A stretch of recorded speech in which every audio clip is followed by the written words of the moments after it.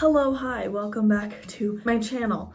If the audio sounds a little bit weird and if the video quality isn't the best, it's because I'm filming on my iPhone. I just got back from a weekend work trip in Portland and my camera is still all packed up and I'm too lazy and too exhausted to go get it. So this is what you're gonna have right now. So thanks for bearing in there with me. Today I wanted to kind of talk about why I decided to stop drinking. I'm still going on with my Dry January series. If you haven't seen my other two videos, I did a video of where I make my favorite mocktails, so I'll link that, as well as a video with my husband where we tried non-alcoholic beers and rated them. And I will link that one as well. So definitely go check those out because I think they're pretty good, especially the one with my husband. He's pretty funny with his facial expressions and the things that he does. Anyway, happy Dry January. If you're participating, we are halfway through it now. And if you don't know, I've actually been sober for an entire year plus some months. So I have kind of an internal Dry January going on and I wanted to kind of talk about it. So I definitely went through a party phase in college and the years after that. I definitely drank. Like I was a partier, not too crazy or nothing like that, but you know, I definitely drank. And especially in 2020 during quarantine, we drank a lot. I got very familiar with the cider delivery places in Phoenix where we lived at the time that would actually deliver the ciders to our house. And I don't like regret any of that. I think it is what it is. I don't look down at anybody who drinks. I don't judge anybody who drinks. Everybody makes their own decisions. More power to them. It's just I started noticing within myself that I had problems controlling my drinking. I was kind of the epitome of not being able to have just one drink. And so I would drink to get drunk about 99% of the time. And there were times I'm not proud of. So I started noticing that, and it was right after I became self-employed full-time in November of 2021 that I noticed if I didn't change something, things would probably get out of hand pretty quickly because I was self-employed. I was day drinking because I could, and it just wasn't a good routine. It wasn't a good situation for me to be in personally. So I decided at that time that I was going to try being sober and I was going to stop drinking. So in November 2021, that is when I stopped drinking and I have been sober ever since.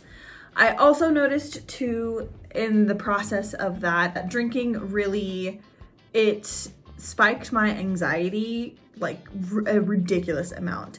I recorded it once where even after I just had one glass of wine, my heart rate jumped up to 120 beats per minute, which is what it is when I work out sometimes.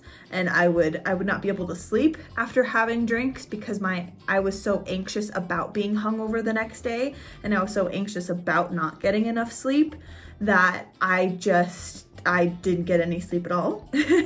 And my anxiety was just really through the roof.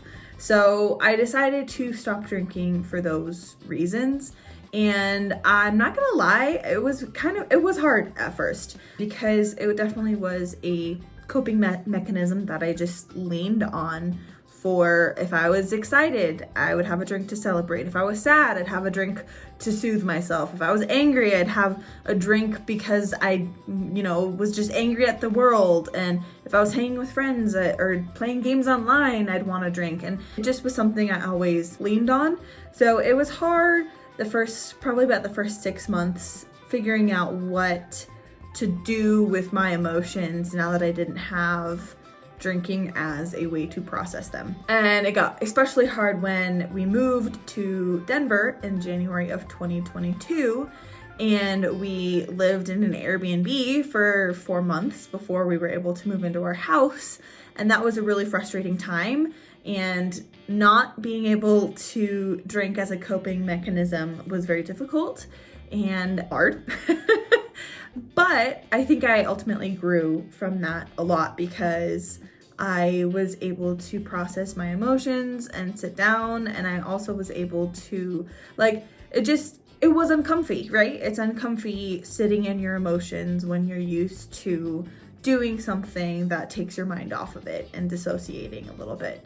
And that was kind of the theme of last year, was just sitting in uncomfortableness. I'm really glad that I did, because now I don't miss drinking. I mean, there's occasions where I miss it, but for the most part, all in all, I don't really miss it, because I have the substitutes that I like to do or go have. Like, I'll have non-alcoholic beer, I'll make my mocktails with Ritual Zero Proof, I will, make myself fancy little mocktail drinks with smoothies and things like that. And I feel like it's not as big of an absence in my life now.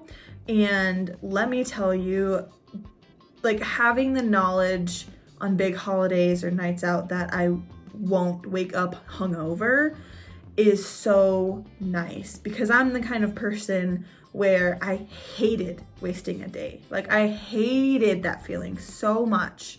So just knowing I'll never be hungover ever again feels really good. And knowing that I'll be able to, like, function and just get things done in my day and be more productive, that's, I think, the best thing that has come out of not drinking anymore. So if you're new on your sober journey, or even if you were just trying dry January and being sober for January, know that it's normal for it to be hard. And for it to be, if it's hard, it doesn't mean necessarily that you had a quote unquote problem, as they say. My husband always says he doesn't like it when I refer to myself as sober, because it implies that I was a hard alcoholic before, but I don't think that is the case. I think we need to stop having the taboo of the word sober, for one, because it feels like we have more of a taboo around not drinking alcohol than we do around drinking alcohol. And that was definitely one thing I noticed when I stopped drinking alcohol, was how reliant on alcohol our society is. How many times can I say alcohol in a sentence? But that was something that was really wild, as far as it was way more normal for someone to go out and get schmammered than for me to say, oh no, I'm not drinking. And everybody looks at me like I just all of a sudden turned blue in the face. So that was something that takes some getting used to, and you just have to be confident in your decision, and also realize that you don't owe anybody an explanation for you not drinking. If you don't want to drink just because you don't want to drink and you're not in the mood, that's fine. You don't have to tell anybody that. You just be like, I'm not drinking just because I don't want to. Like, and if you have other reasons too, that's also fine, but you also don't have to tell anybody that either. You don't owe anybody an explanation for the things that you decide to do in your life that benefit you, or that help you, or that change you in some way. At the end of the day, you don't owe anybody an explanation. You're accountable to yourself. And if you are good and at peace with this person right here, that person right there, then that's all that matters. If you're trying to stop drinking or even lessen your drinking, know that it gets easier, and the feelings that you get along the way will be hard and uncomfortable, but overall will be worth it in the end.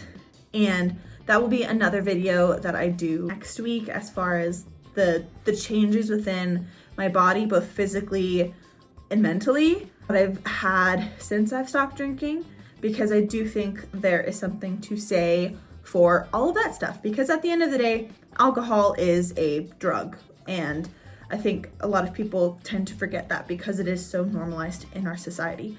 But again, there's other forms of drugs that people do all the time as well. So I'm not shaming anybody for drinking ever. You do you. Like, it's fun to go out and party. I totally get that. It's fun to get carried away while watching The Bachelor. I totally get all of that. So no shame to anybody who drinks. I never judge anybody who drinks. I go out with my friends to bars still and have fun with them. And they just have like a permanent DD now, which they love and enjoy. And I love and enjoy. It's pretty fun. So yeah, that's kind of a little like short and skinny on my story.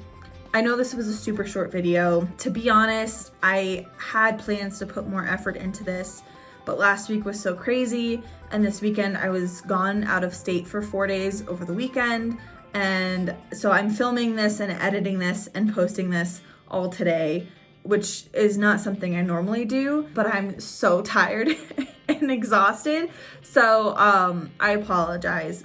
The next one will be better, I promise. And, oh, exciting. If you're following my dream home gym saga, I finally got my wallpaper and my flooring. So I'm hoping to get to do that this week and record some of that. And I'm hoping I'll be able to post that as a vlog on Friday. And if you have no idea what I'm talking about, then watch this video because I've started the process of creating my dream home gym in my garage. Stay along for that.